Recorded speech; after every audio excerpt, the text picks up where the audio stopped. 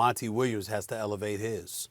He's got to get in the ear of CP3 and Devin Booker and say, you know something? I got this kid over there with that wild afro. His name is Cameron Jordan. His name is Cameron Johnson, I'm sorry. This dude is averaging 24 minutes a game. Just got 21 in Game 5. Max, he's only averaging 9 points a game, 9.6 points a game. Max, he is shooting 53% from the field and 47% from three-point range. How are you not finding this man the basketball? How are you looking him off and just jacking up shots? He has shown no hesitancy, no shyness, no timidity, no apprehension, no nervousness whatsoever about gunning the basketball when you give it to him with enough space for him to launch his shot. Get him the damn ball. It's because if you're CP3 and you're Booker, you gotta know by now. You can't do it by yourself. You need help. You need help.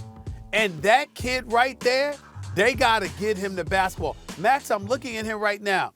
Max, take a guess how many shots Cameron Johnson has launched in this 5-game series. Take a guess. Overall, the entire series? Overall, the entire series. So what are we? We've played 5 games, 5 games, right? 5 games. 25 shots? 30. 30 shots, yeah. He has not touched the ball. He has not touched the ball a lot. You got to get him the ball. Yeah. You have to get him the basketball. There is no excuse why you can't get in the ball. How many times did you see him open Saturday night, Max? I saw him open. I saw him open a whole bunch of times. I agree. And oh, by the way, he only attempted 3 shots and made 2 of them, and 2 of them with 3. Yeah, what I say, 25? No.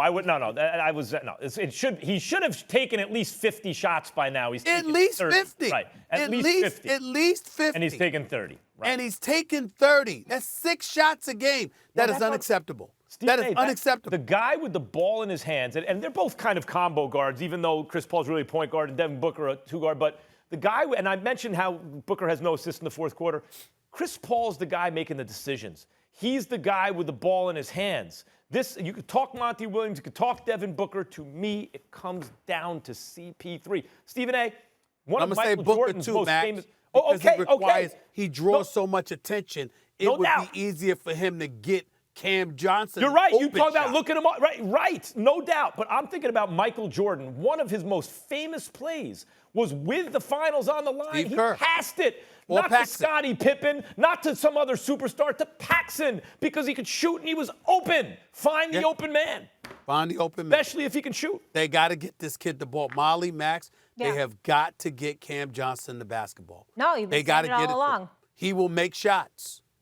Yep, you've been saying it all along. Speaking of someone that's been making shots, it was just last December that Giannis decided to sign that max extension and stay in a small market on the Bucks. Now he's 1 game away from being an NBA champion. Stephen A., if the Bucks pull this off and win this, what's the headline going to read about Giannis Antetokounmpo?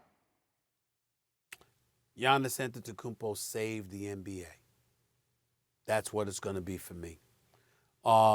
He didn't go to a big market. He stayed in a smaller market.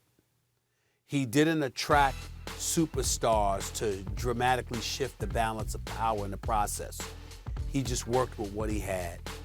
Yeah, there was some luck that came in the picture, a la Kyrie Irving twisting his ankle, falling on somebody's foot, and severely twisting his ankle that kept him out of the rest of the series against Milwaukee, or Kevin Durant, feet being too big because his foot was on the 3-point line when he hit that shot to send it into overtime instead of a shot that would have won the game for them.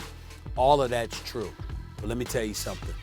Giannis Antetokounmpo, with what he has done, the way he has played, the way he has led, the way he has galvanized this team, the way he has uplifted and brought this small market that is Milwaukee, Wisconsin, to the forefront of the basketball universe.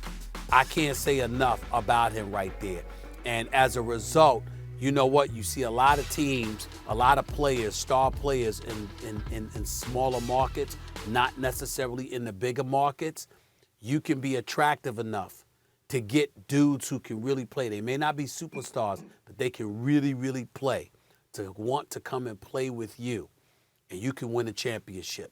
That's what Giannis is doing means to basketball. it's almost it may be the best thing that could have happened to NBA basketball in quite a long time. I totally agree with that, and he played through the hyperextended leg. That could have sidelined him, that's it, indefinitely. Like, he could have been out for the playoffs. Yeah. And in a season where all these superstars suffered injuries that they couldn't come back from, you know, that 60 pounds of muscle you mentioned earlier, that probably has something to do. He put in all that work. But I'm sorry, I have to be honest, and I hate to be this dude. I know the man in the arena, I'm just being the critic, and I don't want to rain on everyone's parade. Both the Suns and the Bucks are extremely lucky to be in these finals. And they are only in these finals because, and only because, the Nets and the Lakers and the Clippers suffered catastrophic injury to their best players. That's why. Without that, neither one of these teams sniffs the finals.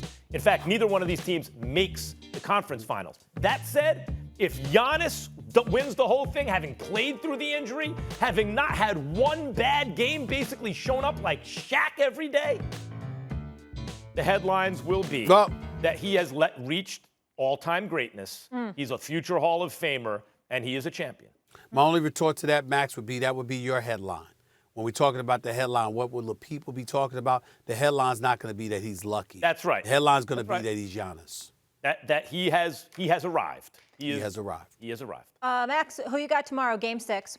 I think the Suns eke it out. I think we're heading to Game 7. Okay. I pray that Max Kellerman is right, Molly, but I said it Friday, and I'll say it again. Milwaukee's not losing Game 6. Not with that crazy crowd. I was there last week. I've seen that crowd. Thanks for watching ESPN on YouTube. For live streaming sports and premium content, subscribe to ESPN+.